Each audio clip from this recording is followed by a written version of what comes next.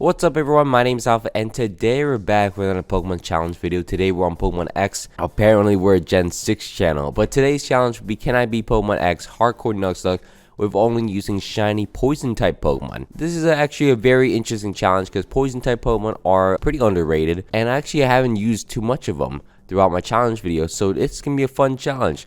So the rules will be on screen right now for Hardcore Nuzlocke. You guys should also know by now that I nicknamed each of my Pokemon after you guys in the comments. So thank you so much for leaving a comment in the previous challenge video. If you guys want to be nicknamed after a future Pokemon in my future challenge videos, just drop in the comments and hopefully I'll pick yours. And while you're down there, please don't forget to leave a like and subscribe to the channel. Let's get this video to 500 likes if you guys can. And besides that, let's get into the challenge video itself. To start off, we have to go into the forest because there is no poison type Pokemon until we get into the forest.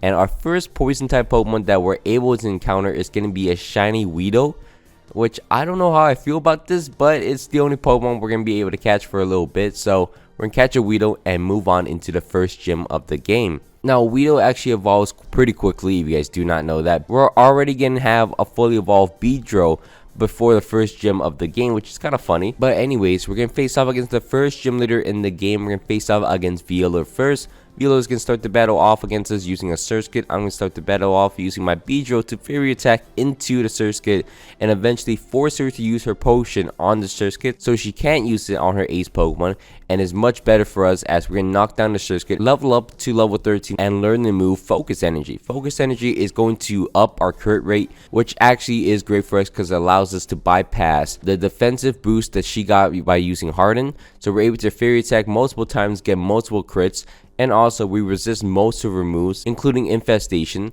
and we're able to Fairy Attack down the Vivillon to knock it out, and we acquired the first gym badge from there. That's pretty good for us as we head out into Route 4, where we're able to encounter our next Pokemon. There is one other Pokemon in this grass patch. We're able to find ourselves a shiny Budew. Now, unfortunately, Budew is a happiness evolution, so it's going to take a bit for it to evolve, and also is a specific stone evolution as it evolves into a Roserade, so it's going to take a little bit of time, but I'm happy to have a Budew on my team. I really like Roserade as a Pokemon, so that'll be fun to use. And as well, we're going to head into Route 5 and find ourselves a shiny Gulpin, which I don't think I've ever used Gulpin in my life. Maybe like once or twice as a kid to test out the Pokemon. Honestly, it was never on my radar as a Pokemon, but shiny Gulpin's on our team now, and we're going to head into Route 6, and as you can see, this lane, this fast lane over here, you're able to encounter another poison type Pokemon in Venipede. Unfortunately, it takes forever to even encounter Venipede, so I decided to scrap that, go out into the grasses in the back ends, and find ourselves a shiny Oddish instead. And we're going to capture ourselves a shiny Oddish and add that to our team. And next up, we gotta find ourselves a shiny Zubat, of course, a clean staple, a green shiny added to our team. Oh wait, I forgot. There is, in Route 7, there is an encounter for us to get ourselves a Croagunk. Now, Croagunk, one of my favorite Pokemon, one of the best looking Pokemon, especially when it's shiny, is super cool. I even found myself in a new Pokemon game of Pokemon Legends Arceus when it first came out, so that's very cool. We got it added to our team, and now we can finally move out and have a full team when we face off against Grant next. Grant is going to be the second gym leader in the game. We're going to start the battle off against him using my Croagunk. Croagunk is going to be the only Pokemon with a fighting type move, but unfortunately his Amorth starts off the battle by Thunder Waving down, but luckily it misses a takedown, so I'm able to revenge it and knock him out in one shot. And then a Tyrant comes out as his next Pokemon. I'm able to hit him with a revenge and knock him out in one shot as well, and Croagunk just levels up, instantly beats Grant super easily as we move on into the next gym of the game, where we're going to face off against Karina next. Karina is going to be the fighting type gym leader of the game, and we're going to start the battle off against her using my Crobat, which is insanely good because Crobat is going to wing attack one shot down to Mienfoo for us. We have a fully evolved Pokemon that's a Crobat already, so that's very good as I'm able to dodge the attack of the Machoke, and I'm able to knock down a Machoke by wasting all her potions. And then our final Pokemon will be a Hawlucha. But first, I gotta learn Sucker Punch on my Croagunk, which is gonna be very useful. I am able to accidentally use Bite and flinch down the Hawlucha, and then I'm able to wing attack it twice to knock him out, which is kind of funny. And we get the third gym badge of the game. Moving on, we go on the Skidoo ride, and we go out and get ourselves a shiny stone, which we can finally evolve our Roselia whenever we want into a Roserade. super useful. We can move on and face off against the 4th gym leader in the game. We're going to face off against Ramos next. Ramos gonna be the grass type gym leader of the game, and we're going to start the battle off against him using my Swalot, which is useless. I have to be honest, it doesn't seem like Swalot is a great Pokemon, but we're actually able to luckily beat down the Jumpluff somehow. Somehow we're able to beat it down, but from there I don't trust it anymore. I gotta switch out. I switched out into my Gloom for some reason. Gloom has no poison move at all besides Acid, and it does no damage at all, so I gotta switch out my Pokemon. I didn't want to use Crobat because I feel like Crobat is a easy out, but at this point my team is just trash, so I gotta switch out into my Crobat to knock out the Go-Goat in one shot, and also knock out the Weeping Bell because it's just a broken Pokemon. Crobat is really good. And from there, we're going to move out into the desert in the power plant and clear through the power plant pretty easily. And then move out into the next gym. It's just gym after gym after gym. So we're going to face off against Clement next. Accidentally forgot to heal my Pokemon once again. So it's just I thought I could get closer and then pull on my menu. Unfortunately, I walk up the stage and we're going to face off against Clement with a lot of my Pokemon injured and not fully healed. One of my Pokemon actually has a paralysis status effect, so we're gonna start the battle off against him using my Swalot. He's gonna switch out into his Magneton, which is interesting as I'm able to just Bodos down. I was pretty certain I'm able to outspeed a Magneton after Bodos, so I'm just gonna keep Bodosing, and eventually my Swalot is able to knock out the Magneton, which is nice. Heedless comes out next. I don't have an idea where to go here. This thing packs a punch, so I decided to go out to my Roserade, which absorbs the Thunderbolt pretty easily, but I get paralyzed. But luckily enough, it doesn't do enough damage where I'm concerned. I'm able to Giga Drain it up and two-shot him and knock him out. Now, funny enough, Clement's last Pokemon is actually the hardest one to deal with. His Amogan comes out next. It does too much damage against everything possible. So I went out into my Crobat to do some damage. I confused Rayum. He ends up breaking through and doing a lot of damage with Volt Switch. I go out to my Gloom next. And luckily enough for us, Gloom's able to put it to sleep, but almost goes down to an Aerial Lace. So I'm gonna go out to my Toxicroak next to Swords Dance, and then finally Sucker Punch to knock him out. And we've beaten Clement, and we on the 5th gym badge of the game, which is lucky for us.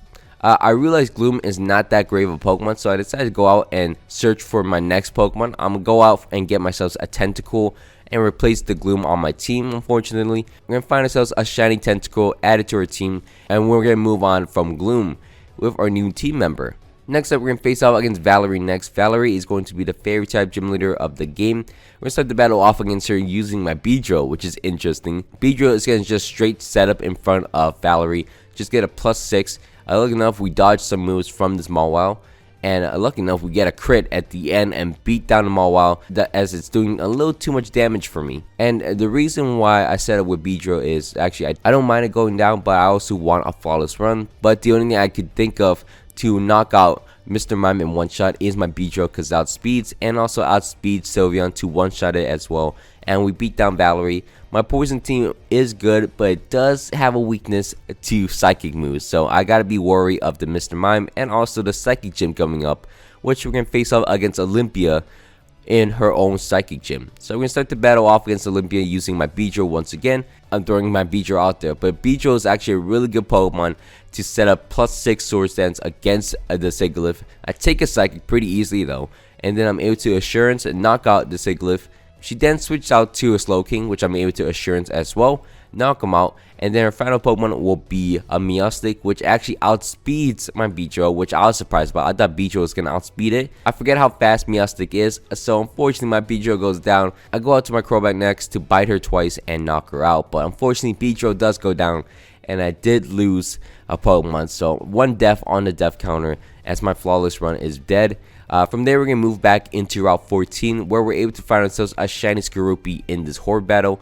It's very good for us. We're going to add it to our team, and for sure this time, I'm pretty sure Skorupi keeps its poison typing when it evolves. From there, we're going to move out and go into Team Flare's hideout, where we're able to clear everything down. Drapion's one of my favorite Pokemon. It looks very cool, and it's all red, so it's kind of fitting its Phoenix nickname.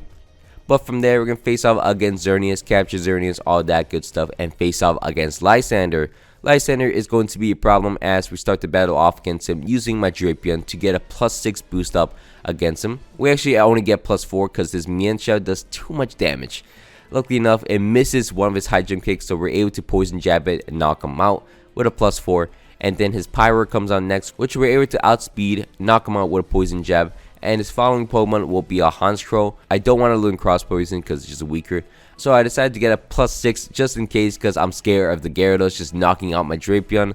I'm able to survive any moves from the Honchkrow, as I'm able to Poison Jab, knock out the Honchkrow, and also Poison Jab, knock out the Gyarados in one shot. And we end up beating Lysander in a clean sweep fashion, and we're able to move on from there.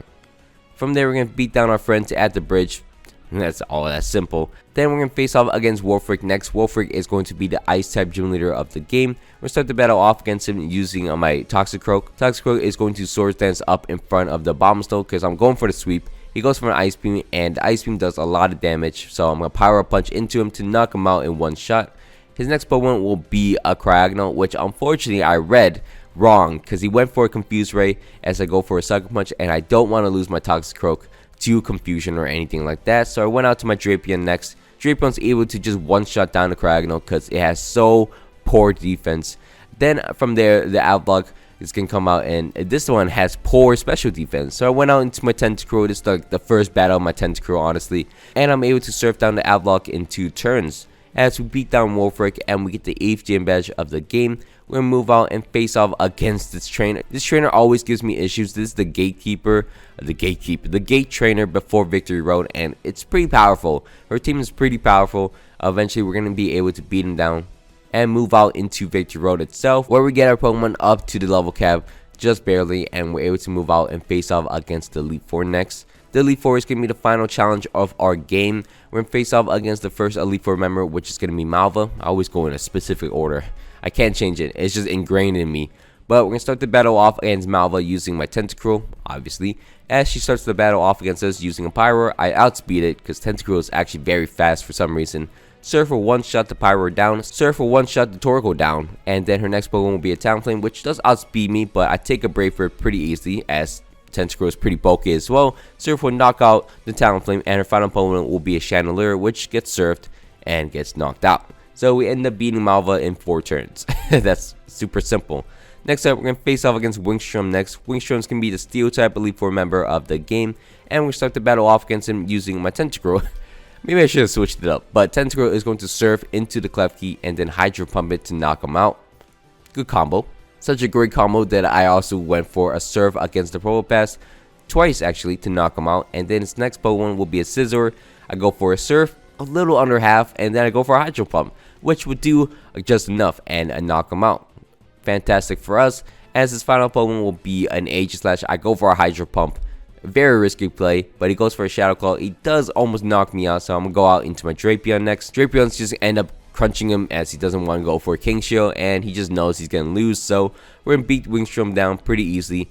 As we move out and face off against the next Elite Four member of the game, we're going to face off against Drasna next. Drasna's going to be the Dragon type Elite Four member of the game, and we start the battle off against her using my Tentacruel.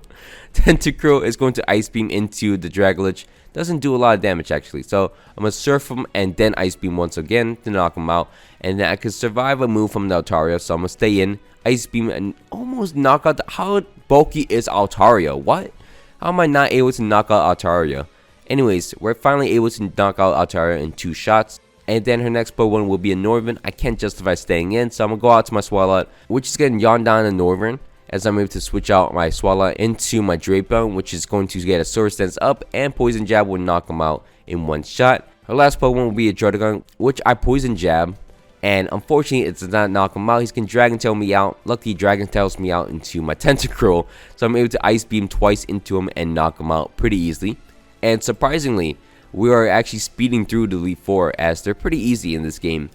From there, we're going to face off against Sealberg next. Sealberg is going to be the Water type Elite Four member of the game, and we're going to start the battle off against him using my Rosary. We haven't used Rosary in a hot minute. We're going to Growth right in front of his Clawitzer, as I'm able to Giga Drain one shot down the Clawitzer and then Giga Drain once again to knock down the Starmie. His next Pokemon will be the Gyarados, which I'm able to 2-shot him. I also outspeed him still, even though he got a Dragon Dance up, which is kind of funny, but from there, the Barbarico is going to get Grass Knotted, and we end up beating Sealberg in 4 turns. Well, 5 turns, I think. 5-6 turns. Pretty fast. We beat down Sealberg. Next up, we're going to face off against the champion of the game next. We're going to face off against Diantha. Diantha can start the battle off against us using a Hot Lucha, which I'm able to acrobatics into, knock him out in one shot. And then her next Pokemon will be a Tyrantrum, which is kind of scary, so I decided to go out to my Swallow next. He avoids the head smash because of a Lax Instance on. I'm able to take a head smash as I yawn down the Tyrantrum, switch out into my Toxicroak, avoid another head smash. He goes to sleep. I go for a power up punch, just put him in range of a full restore, so she can full restore up.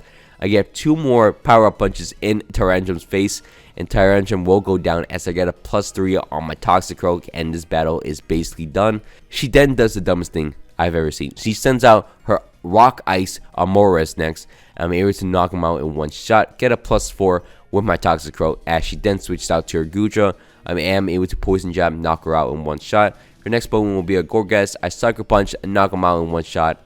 And her final Pokemon will be a Mega Gardevoir, which I'm able to Sucker Punch, knock out the Gardevoir in one shot, as we're able to beat the champion of the game.